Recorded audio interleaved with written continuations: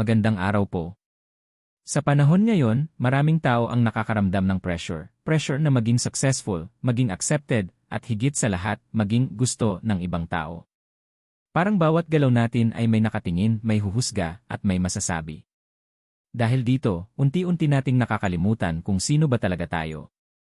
Dito pumapasok ang makapangyarihang aklat na The Courage to be Disliked ni Ichiro Kishimi at Fumite Koga. Isang simpleng libro sa anyo ng usapan, pero napakalalim ng mensahe. Hindi ito kwento ng aksyon o drama, ito ay pilosopikal na diskusyon sa pagitan ng isang pilosopo at isang kabataang naghahanap ng sagot sa kanyang mga tanong tungkol sa buhay. Ang pangunahing layunin ng libro, ipakita na posible ang tunay na kaligayahan at nasa kamay natin ito. Isang kabataang puno ng galit at pagdududa. Sa simula ng libro, makikilala natin ang isang kabataan na puno ng frustration. Para sa kanya, hindi totoo ang sinasabi ng pilosopo na simple lang ang buhay at kaya mong maging masaya kahit ano pa ang sitwasyon mo. Naniniwala siya na ang kanyang mga problema, insecurities, galit, takot ay resulta ng kanyang nakaraan.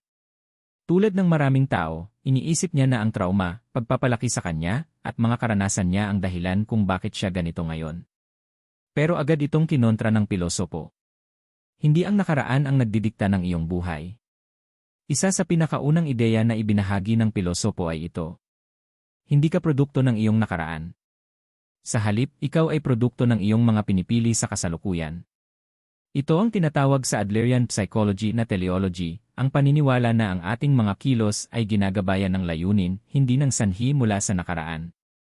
Halimbawa, kung ang isang tao ay natatakot makipag-usap sa iba, hindi ibig sabihin ito na dahil lang ito sa nakaraan niyang rejection.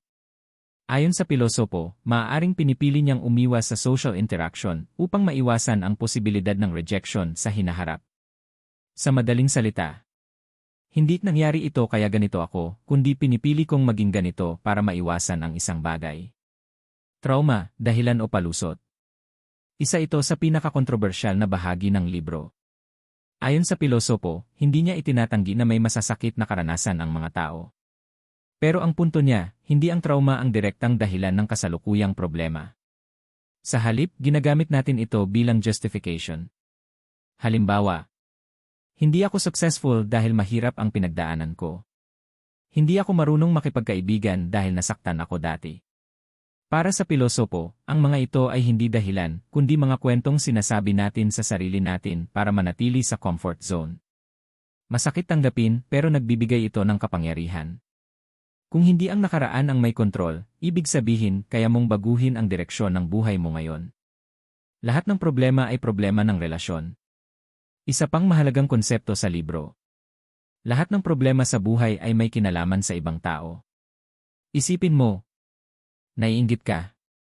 Dahil sa comparison sa iba, nahihiya ka. Dahil sa iniisip mong judgment ng iba, na-stress ka. Dahil sa expectations ng ibang tao. Kung mag-isa ka lang sa mundo, mawawala ang karamihan sa mga problemang ito. Ibig sabihin, ang ugat ng maraming emosyon natin ay kung paano tayo nauugnay sa ibang tao. Pero hindi ibig sabihin ito na iwasan ang tao. Ang ibig sabihin, baguhin ang paraan ng pagtingin natin sa relasyon. Separation of tasks, ang susi sa kalayaan. Isa sa pinaka-practical na aral ng libro ay ang konsepto ng separation of tasks. Ang simpleng tanong, kaninong responsibilidad ito? Halimbawa, responsibilidad mong magsikap sa trabaho, pero kung ma-appreciate ka ng boss mo o hindi, that's not your task. Responsibilidad mong ipahayag ang nararamdaman mo, pero kung tatanggapin ka ng isang tao o hindi, that's their task. Kapag pinilit mong kontrolin ang bagay na hindi mo naman responsibilidad, doon ka nagkakaroon ng anxiety.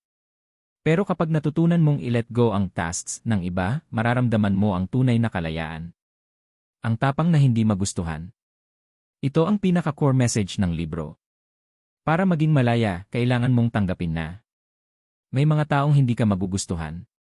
At okay lang iyon. Sa modernong mundo, lalo na sa social media, parang kailangan mong maging perfect para matanggap. Pero ayon sa pilosopo, kapag ginawa mong goal ang pagpapasaya sa lahat, mawawala ang sarili mo. Hindi mo makokontrol ang iniisip ng iba. Hindi mo obligasyon na pasayahin sila. Ang tunay na tapang ay ang panindigan kung sino ka, kahit hindi ito magustuhan ng lahat. Inferiority complex, kaaway o kakampi. Lahat tayo ay nakakaramdam ng inferiority, pakiramdam na kulang tayo o hindi sapat. Pero ayon sa Adlerian psychology, hindi ito masama. Sa katunayan, ito ang nagtutulak sa atin para mag-improve. Ang problema ay kapag ginawa mo itong excuse. Hindi ako magaling kaya hindi ko nasusubukan. Hindi ako kasing talino nila kaya susuko na ako. Sa halip, dapat mong gamitin ito bilang motivation.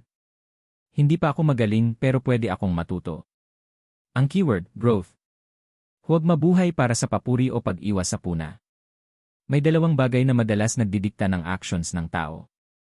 Paghahanap ng papuri, pag-iwas sa puna. Pero ayon sa pilosopo, kapag ito ang naging basehan ng buhay mo, hindi ka magiging tunay na malaya. Bakit? Dahil ang emotions mo ay nakadepende sa ibang tao.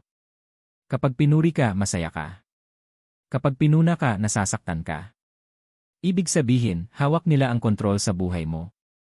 Ang solusyon, gawin ang tama dahil ito ang tama, hindi dahil may makakakita o mag-approve.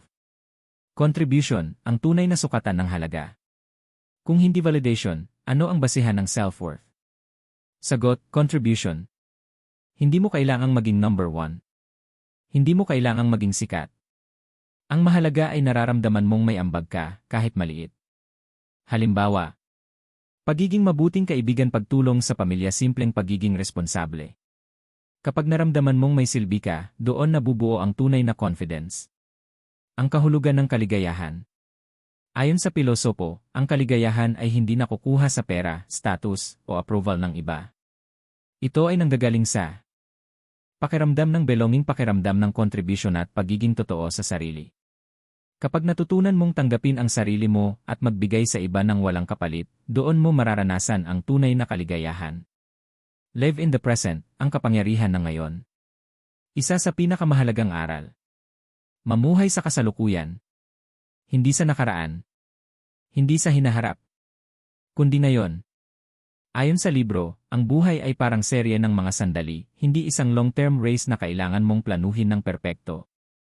Hindi mo kailangang malaman ang buong future mo para maging masaya. Ang kailangan mo lang, piliin mong mabuhay ng tama sa bawat araw. Hindi mo kailangang maging perfect. Ang perfectionism ay isa sa pinakamalaking hadlang sa kaligayahan. Kapag hinabol mo ang perfection, lagi kang kulang, lagi kang stressed, lagi kang dissatisfied. Pero kapag tinanggap mong hindi mo kailangang maging perpekto, mas magiging magaan ang buhay. Hindi mo kailangang maging pinakamahusay. Kailangan mo lang maging totoo. Freedom at ang presyo nito. Ang kalayaan ay may kapalit. Kapag pinili mong maging totoo sa sarili mo, may mga taong lalayo, may mga taong hindi intindi, may mga taong hindi ka magugustuhan. At masakit iyon. Pero ayon sa pilosopo, iyon ang presyo ng pagiging malaya. Mas mabuti ng totoo ka kaysa tanggap ka pero hindi ka naman ikaw. Ang buhay ay simple. Sa huli, sinabi ng pilosopo na ang buhay ay simple. Hindi mo kailangang kontrolin ang lahat, intindihin ang lahat, i-please ang lahat. Kapag tinanggap mo ang mga limitasyon mo at ang katotohanang hindi mo hawak ang lahat, doon ka makakaranas ng peace of mind. Pangwakas na mensahe. Ang The Courage to be Disliked ay hindi lang libro, isa itong hamon.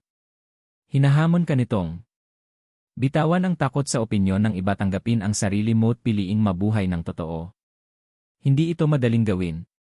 Pero possible. Simulan mo sa maliit. Maging honest sa sarili mo, gawin ang tama, kahit walang nakakakita, huwag matakot na hindi magustuhan dahil sa dulo, ang tunay na kaligayahan ay hindi nakabase sa kung gaano kakagusto ng iba, kundi sa kung gaano mo tinatanggap at nirerespeto ang sarili mo. Kung umabot ka hanggang dito, maraming salamat sa pakikinig. Kung nagustuhan mo ang ganitong klaseng content, huwag kalimutang mag-like, mag-subscribe, at i-share ito sa iba.